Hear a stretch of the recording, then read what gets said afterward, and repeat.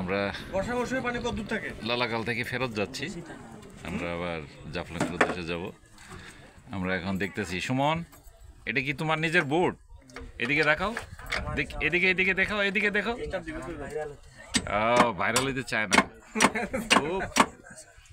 এই যে ও এখন বোট স্টার্ট করতেছে এবং ইঞ্জিন স্টার্ট করতেছে। আমরা আবার ফেরত যাচ্ছি।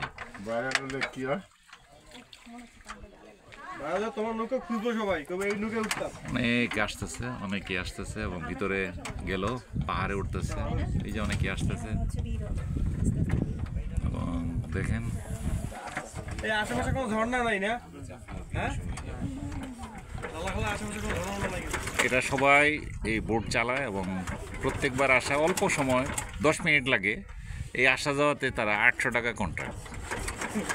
এবং এটা একটা আসলে বড় এটা একটা পেশা।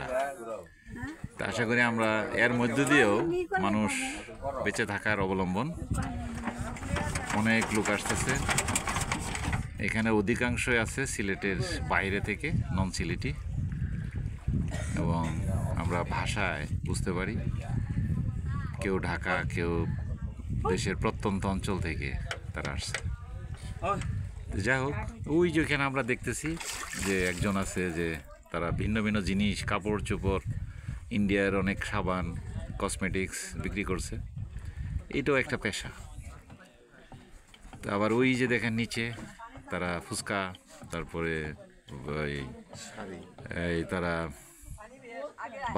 ওই যে মুড়ি বিক্রি করছে। তো ওই যে দেখেন ওইখানে সবাই খাচ্ছে। তাহলে এইখানে আমরা দেখতেছি নৌকা এবং কাপড় চোপড়, কসমেটিক্স, এবং তারা বাদাম খাচ্ছে, তারপরে কেউ খাচ্ছে এই মুড়ি। তাহলে 4-5টা পেশার সঙ্গে আমরা এখানে দেখলাম। হ্যাঁ, গাড়ি ইঞ্জিন স্টার্ট করবে, স্টার্ট করার পরেই আমরা আবার আমাদের গন্তব্যে চলে যাব। ধন্যবাদ।